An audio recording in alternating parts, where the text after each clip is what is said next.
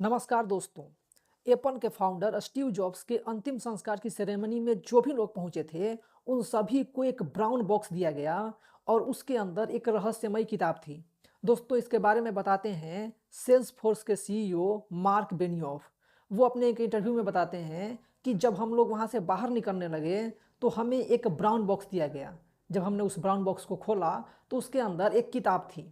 दोस्तों, वो किताब थी ऑटोबायोग्राफी ऑफ योगी, भारत के एक योगी द्वारा लिखी गई किताब, जो कि योगी थे योगानंद, यानी कि जो इनका नाम था परमहंस योगानंद, उनके द्वारा ये किताब लिखी गई है और ये किताब वहाँ पे मौजूद सभी लोगों को दी गई।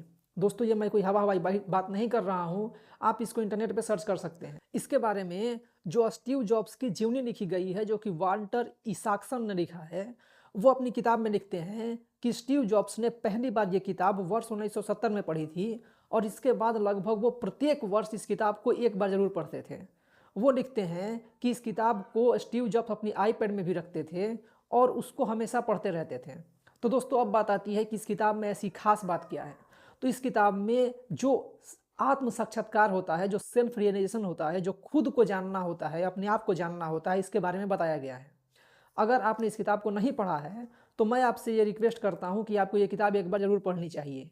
और अगर आपने एक बार इस किताब को पढ़ा हुआ है तो आप कमेंट बॉक्स में ज़रूर लिखिएगा कि इस किताब की कौन सी बात स्टीव जॉब्स को इतनी अच्छी लगी कि उन्होंने इस किताब को हर किसी को देने के बारे में कहा। दोस्तों, सेल्फ रियलाइजेशन यानी कि खुद को जानना इस दुनिया का सबसे बेहतरीन और सबसे महत्वपूर्ण कार्य है।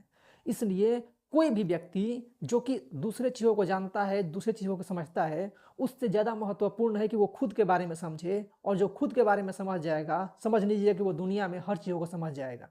ठीक है? तो आप इस किताब को एक बार ज़रूर पढ़िएगा। मुझे जब ये बात पता चली तो मुझे लगा कि आपके साथ शेयर करनी चाहिए, इसलिए मैंने ये वीडियो बनाई है। तो बहुत बहुत धन्यवाद।